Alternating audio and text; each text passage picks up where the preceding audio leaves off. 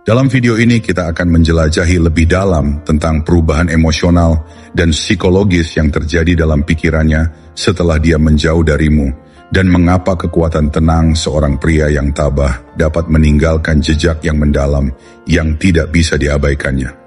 Jika kamu siap untuk memahami dinamika ini lebih dalam, jangan lupa untuk menyukai video ini, berlangganan saluran ini, dan mari kita mulai.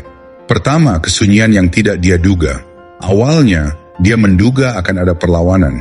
Mungkin sebuah pesan, panggilan, atau bahkan paragraf panjang yang mencoba memperbaiki keadaan, atau setidaknya tanda bahwa kamu masih ada, menunggu. Itu adalah harapan yang secara tidak sadar dia siapkan. Karena di masa lalu saat dia menjauh, kamu cepat-cepat mengulurkan tangan.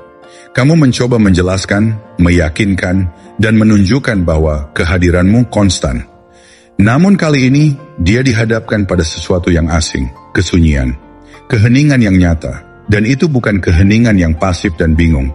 Itu disengaja dan membumi. Dia tidak langsung menyadarinya. Awalnya, egonya menciptakan perisai. Dia berpikir dia akan mengirim pesan pada akhirnya. Dia selalu melakukannya. Dia menggulir ponselnya setengah berharap ada notifikasi, tetapi tidak ada. Satu hari menjadi dua, kemudian seminggu berlalu, dan perlahan-lahan kesunyian yang dia abaikan itu mulai mengambil bentuk baru. Itu bukan lagi kebisingan latar belakang. Itu menjadi kehadirannya sendiri. Dia terpaksa menghadapi ketidakhadiran yang dia anggap tidak penting. Itu tetap ada di saat-saat tenangnya. Saat dia berbaring di tempat tidur di malam hari, saat dia mengunjungi tempat-tempat yang dikenalnya, ketika sebuah lagu mengingatkannya padamu. Apa yang dulunya terasa biasa saja. Pesanmu, konsistensimu, energimu tiba-tiba menonjol melalui ketidakhadirannya. Disinilah pergeseran psikologis dimulai. Manusia seringkali meremehkan apa yang terasa aman dan selalu ada, seperti lagu yang diputar pelan di latar belakang setiap hari. Kehadiranmu telah menjadi bagian dari rutinitasnya. Dia berhenti memperhatikannya bukan karena tidak bernilai, tetapi karena hal itu selalu ada. Namun saat lagu itu berhenti diputar, keheningan yang menggantikannya sungguh memekakkan telinga. Itulah yang dia alami sekarang. Kesadaran yang tak terduga bahwa apa yang pernah dia anggap biasa saja, ternyata jauh lebih bernilai daripada yang dia akui. Dan disinilah sikap stoisisme secara halus masuk ke dalam gambaran. Kaum Stoa mengajarkan bahwa kekuatan sejati tidak terletak pada pengendalian orang lain, tetapi pada penguasaan diri sendiri. Epictetus mengingatkan kita, yang penting bukanlah apa yang terjadi padamu, melainkan bagaimana kamu bereaksi terhadapnya. Dengan memilih untuk diam, kamu tidak sedang bermain manipulatif. Kamu sedang melatih pengendalian emosi. Kamu membuktikan kepada dirimu sendiri, pertama-tama, bahwa kedamaianmu tidak bisa dinegosiasikan. Alih-alih mengejar, kamu merespons dengan kehadiran yang tenang. Alih-alih menjelaskan nilai dirimu, kamu menjalaninya melalui disiplinmu. Keheningan seperti ini jarang terjadi karena berasal dari kekuatan batin, bukan ego. Kebanyakan orang bereaksi secara impulsif. Mereka mengirim satu pesan lagi, menelepon lagi, atau mencoba mempertahankan apa yang hilang. Namun pria stoik memahami bahwa mencoba mengendalikan perasaan orang lain hanya akan menimbulkan kekacauan. Dengan mundur, kamu membiarkan kenyataan terungkap tanpa memaksakannya. Dan ironisnya, saat itulah dia mulai merasakan ketidakhadiranmu pada tingkat yang lebih dalam. Bayangkan ini, beberapa minggu kemudian, dia berjalan ke tempat di mana kalian dulu menghabiskan waktu bersama. Dia berharap untuk merasa acuh tak acuh, tetapi sesuatu di udara berubah. Kearaban itu menimpanya dalam sekejap, cara yang tak pernah ia duga. Dia bertanya-tanya apa yang kamu lakukan, siapa dirimu dalam keheningan ini. Dan apakah duniamu sudah mulai berjalan tanpanya? Rasa ingin tahu yang bercampur dengan beban emosional dari ketidakhadiran itu begitu kuat. Keheninganmu tidaklah hampa. Ia seperti cermin. Ia memantulkan kembali pilihan-pilihannya tanpa menghakimi, tanpa amarah. Ia memaksanya menghadapi kenyataan bahwa kamu tak akan memperjuangkan tempat yang telah kamu tinggalkan. Dan keheningan yang tak terduga itu, ketenangan yang tak tergoyahkan itulah yang seringkali membuatnya paling merindukanmu. Bukan karena kamu memohon, tetapi karena kamu tidak memohon. Bukan karena kamu berbicara lebih keras, tetapi karena keheninganmu mengatakan segalanya. Kedua, keakraban berubah menjadi kekurangan. Sebelumnya kehadiranmu adalah sebuah pemberian, pesan-pesanmu, dukunganmu, perhatianmu. Itu seperti musik latar yang sudah biasa ia dengarkan. Ia tak perlu mendapatkannya, bekerja untuk itu, atau bahkan berpikir dua kali. Itu ada begitu saja seperti dengungan kulkas yang stabil atau irama lembut hujan di jendela. Menenangkan, mudah ditebak, tetapi akhirnya memudar ke latar belakang. Namun saat kehadiran itu berhenti, semuanya berubah. Apa yang dulunya familiar tiba-tiba terasa langka. Dan kelangkaan punya cara untuk membangkitkan indera. Ia mulai menyadari kesunyian di tempat kata-katamu dulu berada.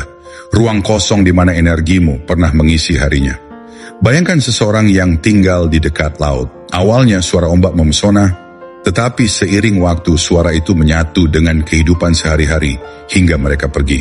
Tiba-tiba jauh dari pantai, mereka menyadari betapa mereka merindukan suara yang pernah mereka abaikan. Itulah yang terjadi ketika kehadiranmu yang konstan menghilang.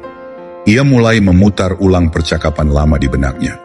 Bukan karena kamu yang mendorongnya, tetapi karena ketidakhadiranmu menjadi lebih keras daripada kehadiranmu sebelumnya. Marcus Aurelius pernah merenungkan bagaimana manusia sering gagal menghargai apa yang selalu ada di hadapan mereka. Ia menulis, "Kau akan bertemu orang-orang yang tidak tahu berterima kasih. Jangan menjadi seperti mereka." Hal ini sangat berlaku di sini. Dia menganggap kehadiranmu begitu saja, bukan karena kekejaman, melainkan karena sifat manusia. Ketika sesuatu selalu tersedia, pikiran secara tidak sadar berasumsi bahwa ia akan selalu ada. Hanya ketika sesuatu itu tak lagi dapat diakses, pikiran mulai memahami nilai sejatinya. Keheninganmu menjadi cermin itu. Cermin itu memantulkan kembali padanya apa yang dimilikinya, tetapi tidak sepenuhnya dihargai.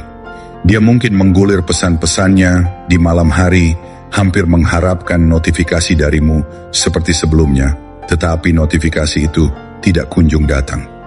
Dia mungkin melewati tempat-tempat di mana kalian berdua berbagi momen, dan tiba-tiba tempat-tempat itu terasa lebih kosong. Apa yang dulunya merupakan kunjungan rutin kini menjadi kekosongan yang tak diantisipasinya.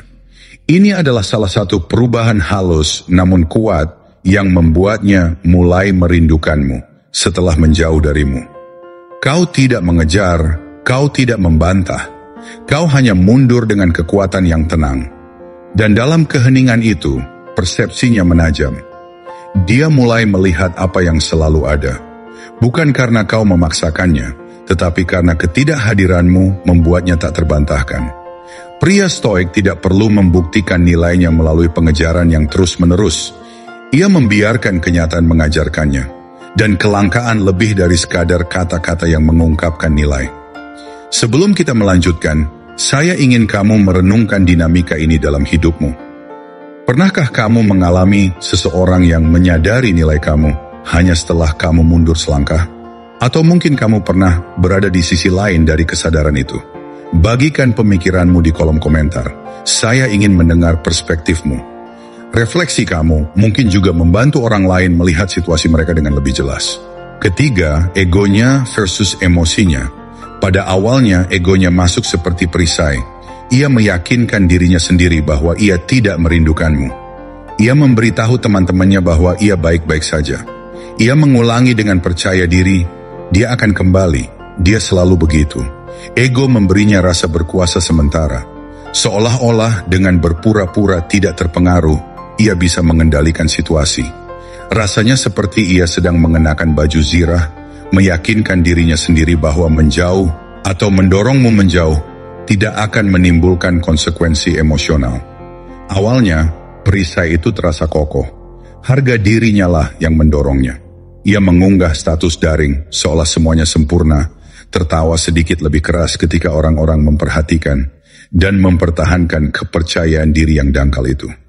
Namun ego hanya lantang di awal ketika kebisingan dunia luar memudar dan hari-hari berlalu dengan tenang.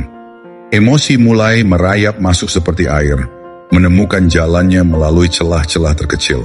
Itu terjadi di saat-saat pribadi yang halus yang tak ia bicarakan. Larut malam, ketika tak seorang pun di sekitar, ia menggulir ponselnya. Hampir secara naluriah, memeriksa apakah kau sudah mengirim pesan, bertanya-tanya apa yang sedang kau lakukan, melawan keinginan untuk menghubungi lebih dulu. Saat itulah topeng itu mulai melemah. Keheningan yang dulu tampak seperti tanda kepulanganmu kini terasa meresahkan. Ia mulai menyadari bahwa perhatian yang ia anggap remeh sudah tak ada lagi di sana, menunggunya. Disinilah stoikisme diam-diam memainkan perannya. Pria stoik tidak mengejar ego. Ia memahami bahwa emosi yang terungkap seiring waktu jauh lebih tulus daripada kata-kata yang terucap dengan bangga.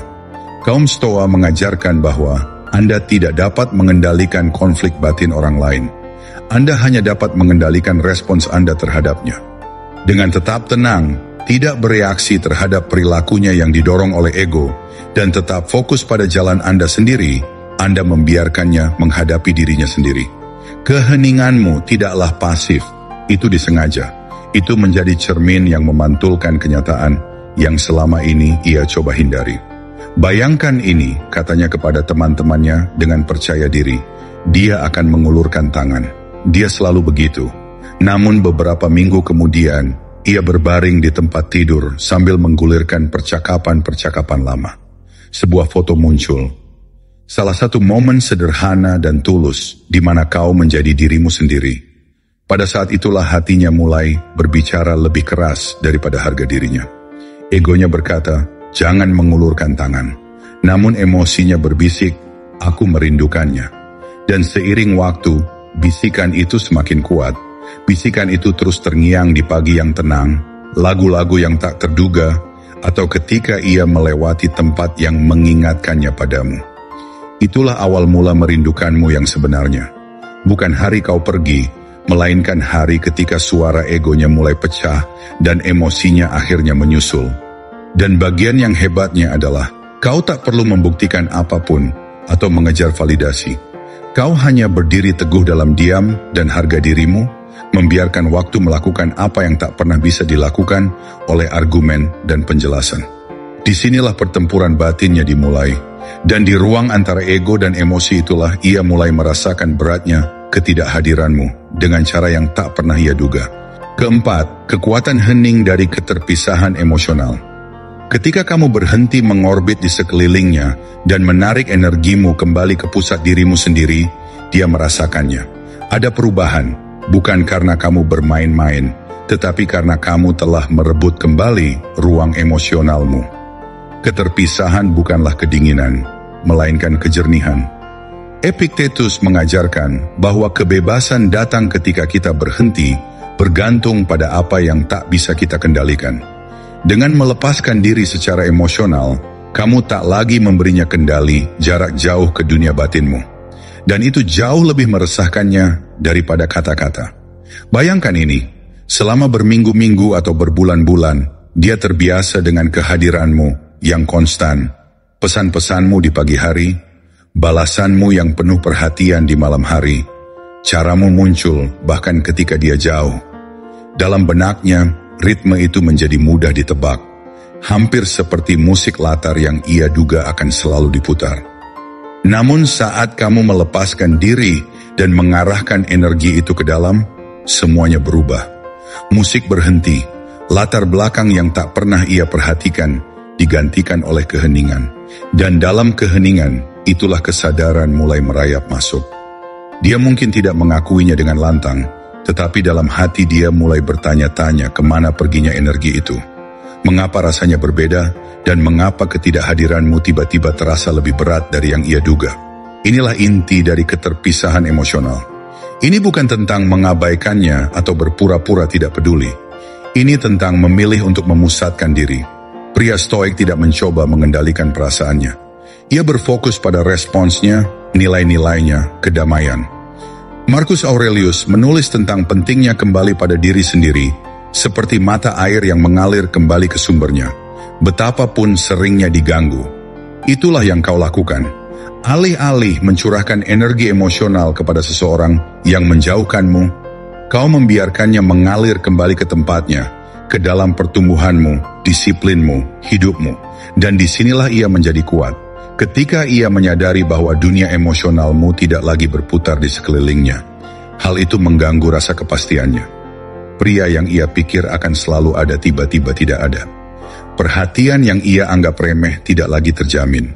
Saat itulah pikirannya mulai memutar ulang momen-momen, meninjau kembali percakapan, dan memikirkan kembali keputusan. Ia mulai merasakan kekosongan emosional yang pernah kau isi larut malam ketika ia lengah. Keterpisahan itu bukan hanya terasa, ia bertahan. Pendekatan stoik mengingatkan kita bahwa melepaskan diri bukanlah strategi untuk memanipulasi. Ia adalah deklarasi harga diri. Dengan menolak mengejar atau bergantung, kamu menunjukkan bahwa harga dirimu tidak bergantung pada perhatian orang lain. Dan ironisnya, kehadiran yang tenang dan membumi inilah kemampuanmu untuk pergi dengan damai yang membuatnya merindukanmu jauh lebih dari sekadar gestur dramatis apapun. Keterlepasan ketika berakar pada kekuatan, berbicara lebih keras daripada kata-kata, dan dampaknya bergema lama setelah kamu memilih untuk mundur. Kelima, pikirannya mulai mengembara. Di saat-saat hening, menggulir ponselnya, berbaring di tempat tidur, pikiran-pikiran, bagaimana jika muncul? Bagaimana jika dia sudah melupakannya? Bagaimana jika orang lain melihat apa yang tidak saya lihat? Ini bukanlah pikiran-pikiran yang keras pada awalnya. Pikiran-pikiran itu menyelinap seperti bisikan yang mudah ditepis pada awalnya. Namun seiring waktu, saat kamu tidak ada, bisikan-bisikan itu semakin keras. Dulu dia tidak perlu bertanya-tanya di mana posisinya. Kamu selalu ada di sana, mengirim pesan, muncul, membuat diri kamu tersedia secara emosional. Kepastiannya bukan berasal dari bayangannya sendiri, melainkan dari kehadiranmu yang terus-menerus. Dan kini kehadiran itu telah hilang.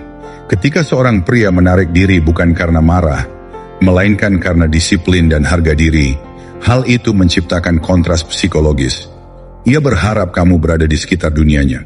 Bahkan setelah ia menjauhimu, ia pikir kamu akan tetap tersedia secara emosional, menunggu sinyalnya kembali. Namun ketika energimu tak lagi berputar di sekelilingnya, pikirannya mulai mengisi ruang dengan ketidakpastian. Ketidakpastian itu menjadi bahan bakar emosional, membuatnya merenungkan apa yang ia abaikan terlalu cepat. Disinilah stoicisme diam-diam memberdayakanmu. Marcus Aurelius menulis, kau memiliki kuasa atas pikiranmu, bukan atas peristiwa-peristiwa di luar. Sadarilah ini dan kamu akan menemukan kekuatan. Dengan tidak mengejar, dengan tidak berusaha mengendalikan persepsinya, atau terburu-buru mewujudkan realisasinya, kamu melakukan hal tersebut. Kamu telah mengalihkan fokusmu kembali kepada apa yang berada dalam kendali kamu, pertumbuhanmu, kedamaianmu, disiplinmu. Kamu tidak memuaskan egonya dengan meyakinkan. Sebaliknya, kamu membiarkan dia duduk dengan keraguannya sendiri. Keraguan yang tak ada pesan atau isyarat agung yang dapat menghilangkannya. Pikirkanlah seperti ini. Sebelumnya dunia emosionalnya adalah ruangan yang terang benderang karena kamu terus menyalakan lampu. Saat kamu mundur, ruangan itu tidak menghilang. Tiba-tiba menjadi gelap. Dan dalam kegelapan, pikiran mulai mengembara. Dia memutar ulang momen-momen yang terlewatkan olehnya. Dia ingat cara kamu membuatnya merasa aman, tenang, dan membumi. Dia mulai membandingkannya dengan apa yang dia miliki sekarang. Dan seringkali perbandingan itu tidak menyenangkan. Dan pengembaraan ini tidak terjadi dalam semalam. Itu terjadi selama berminggu-minggu.